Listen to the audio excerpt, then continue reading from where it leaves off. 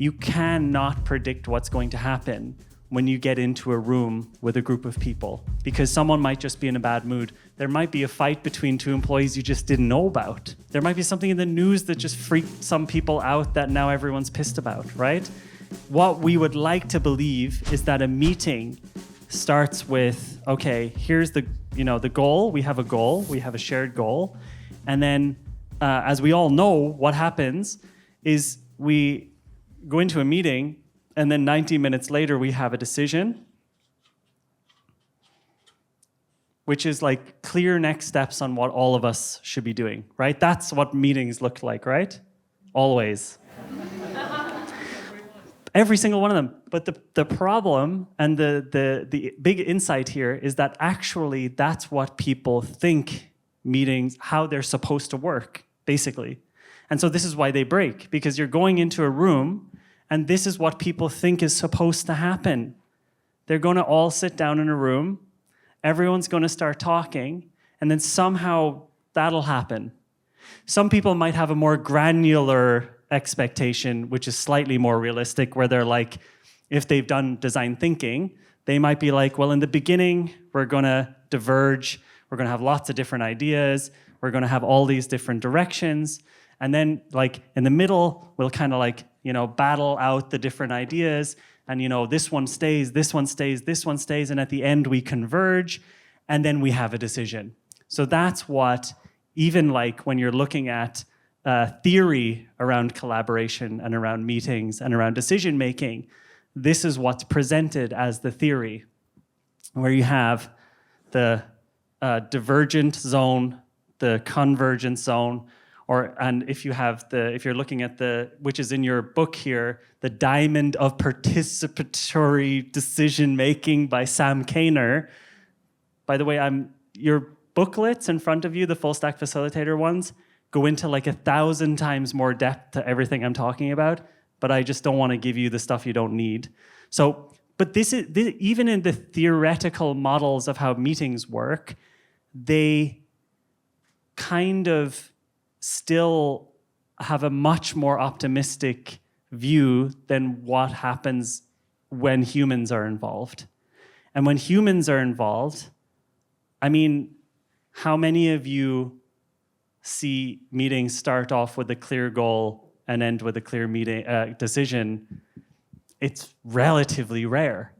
Even, and I always think about this, like when my guys want to go on like we rent like a cabin outside of Berlin, my friends and I, and the WhatsApp group, does anyone know how unbelievably horrible WhatsApp groups of friends trying to organize anything looks like?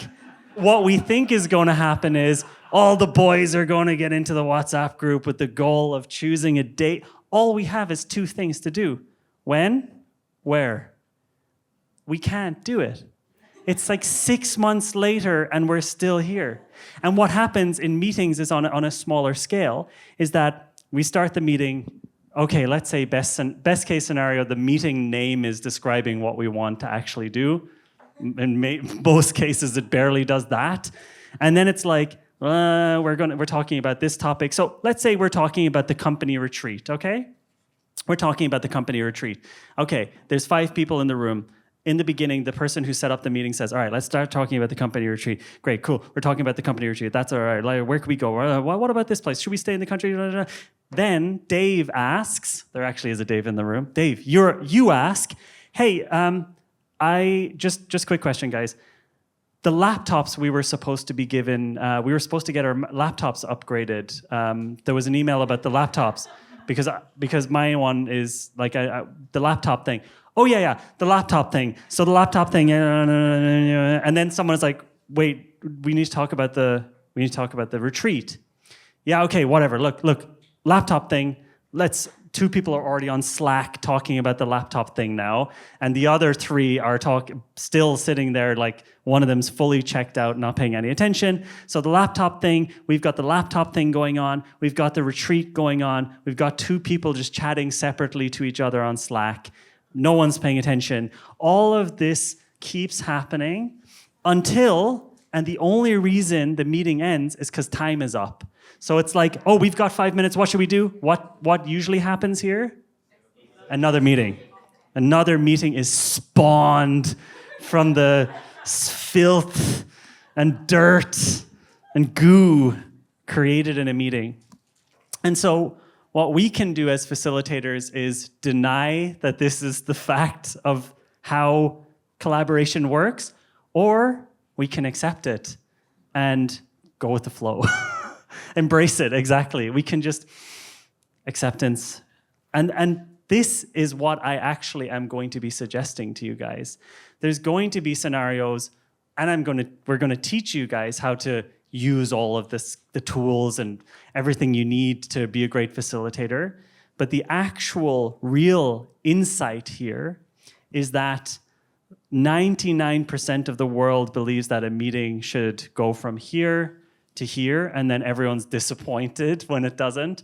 Somehow disappointed forever. Like how is it that we are working at a company for like 20 years and for 20 years straight we're still disappointed that meetings don't work? Well, they just fucking don't. It's fine. It's fine. That's it. That's just human messiness. Within all that human messiness, we still know how to make planes and stuff. So stuff does get made. It's just made with a lot of pain. Okay, so it's not that nothing ever gets done. We can make nuclear plants. That's crazy. We can make spaceships. That's so crazy. Yes, everyone has to burn out on the way and lose their life and hate every part of it, but that's fine. We get stuff at the end.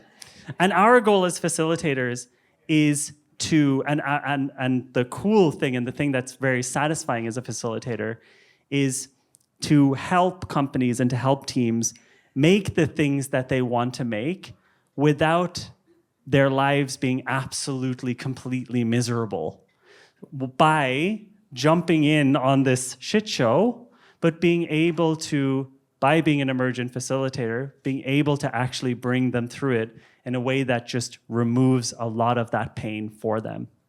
And the cool thing is, when you are able to do that, you essentially unlock the actual superpowers of a team, because the individual members of a team can now do what they're supposed to do instead of having to learn how do group dynamics work, who talks now, like when is this meeting going to be over. A facilitator can come into this chaos and allow it to still be chaotic, but also allow the people to actually get the important information out of their heads and keep them on track so that they can come to a decision that doesn't just turn into multiple meetings.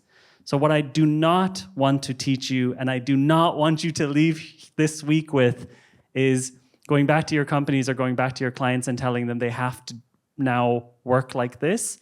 If you can do that, that's amazing. If you have that authority in the company, then you can make that so good for yourself. But for example, we at AJ&Smart, we can't do that because every company we go to, it's fresh. There's a new problem to solve. And there's zero chance of them changing the way they're working outside of the week we're working together with them.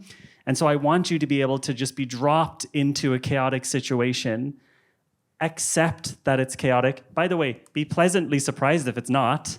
Like if they have systems in place like at Chuck's company, then you can be like, whoa, this is the one rare opportunity I get to work with a team that actually has its shit together.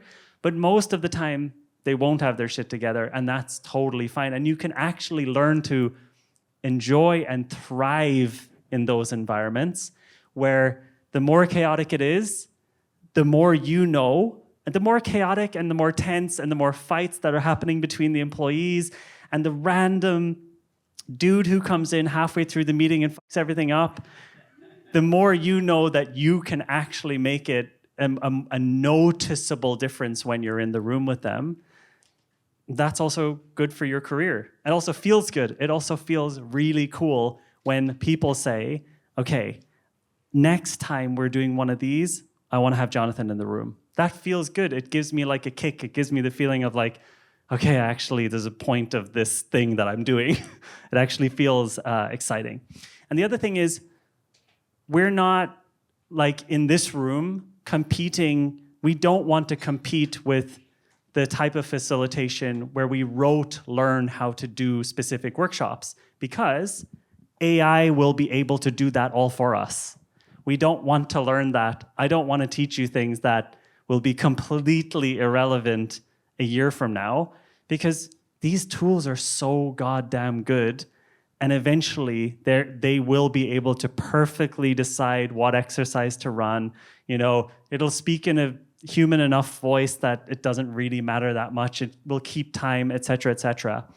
But the mess of human collaboration isn't going to budge when a robot is telling people to do something with Post-its. It's going to need someone in the room or on the call being able to like be the composer and move between all the chaos and decide what to do. That's really the role of a facilitator, is helping people get from this goal, by the way, which is always a mess, the goal, they even have to figure out the goal in the first place, to the decision in the least painful way possible. And with the most